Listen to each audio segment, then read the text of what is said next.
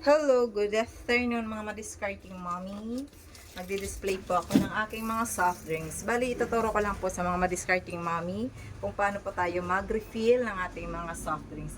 Katulad po nito, kailangan pong maganda dapat sa paningin ng ating mga customer yung ating mga display ng mga soft drinks.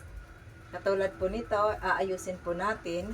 Bali, ang ilalagay ko lang po dito yung mga soft drinks dito sa aking lagayan.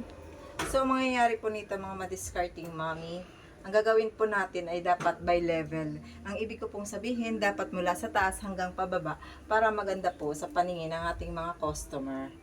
Para pag namimili po yung ating customer, madali nilang makita kung ano yung mga pinipili nilang bibilhin po. Ayan po.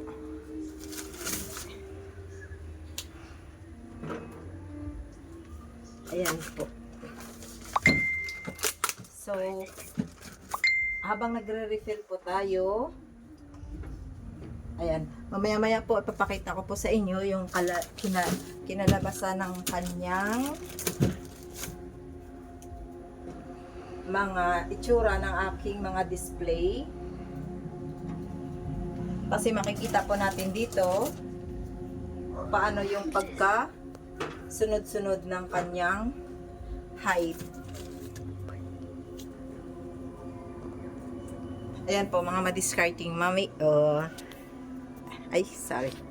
Ayan po mga madiscarding mommy. Ito po yung aking sinasabi. So kanina, wala po yan laman. Nag-refill nga po tayo. Yan po ang sinasabi ko po mula sa mataas hanggang sa mababa. So dapat po yung pinakapangalan ng ating items ay dapat nakaharap lagi po sa ating customer para madali po nilang makita kung anong yung kanilang hinahanap. So siguro mga madiscarding mommy, yun lang muna po for this afternoon. Bye! Have a blessed Sunday. Love you all. Bye!